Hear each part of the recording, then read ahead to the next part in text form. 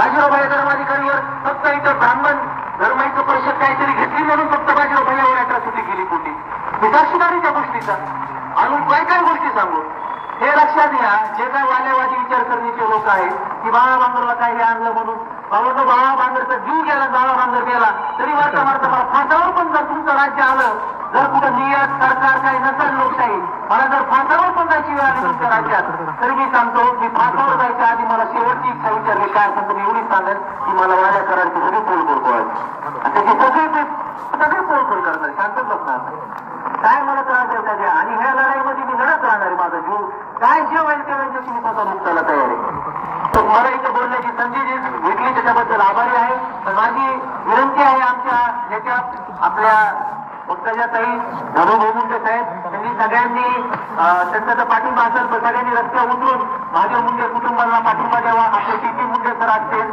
आपले T Munde sir माझ्या वडिलांचे मित्र आहेत. कुलचंद्र भाऊ माझ्या मित्रांचे वडिलांचे मित्र आहेत. जेवढे कुणी परळी तालुक्यातील प्रस्थापित पुढारी आहेत त्यांचं महाराष्ट्रामध्ये चांगलं नाव आहे. सगळ्या परळीच्या जनतेतील पुढाऱ्यांना लोकप्रतिनिधी विनंती करतो की सगळ्यांनी उतरून माझ्या मुख्य कुटुंबाला न्याय मिळण्यासाठी प्रयत्न करावे आणि बाळा बांगर हा शेवटचे प्रयत्न राहणार आहे.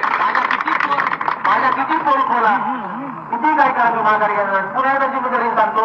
एसपी साहेबाला माझा गोपनीय जबाब घेतला होता त्या दिवशी वाल्मिकांनी माझ्या विरुद्ध कसे कसे षडयंत्र असते ते षडयंत्र बाहेर येण्यासाठी बरं का ते षडयंत्र बाहेर येण्यासाठी माझा जबाब हा सार्वजनिक करण्याच्या वेळी मी जबाब 5 जुलैला दिलाय ना.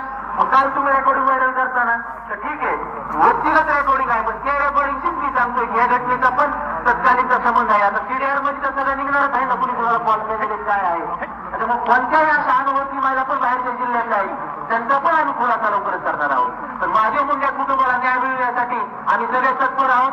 आपण इथं हजारोच्या संख्येने उपस्थित आहात. आपल्याला तोपर्यंत ठोस आश्वासन मिळत नाही तोपर्यंत आपण मागं करायचं नाही. आपण ठाम बोलून करायचं.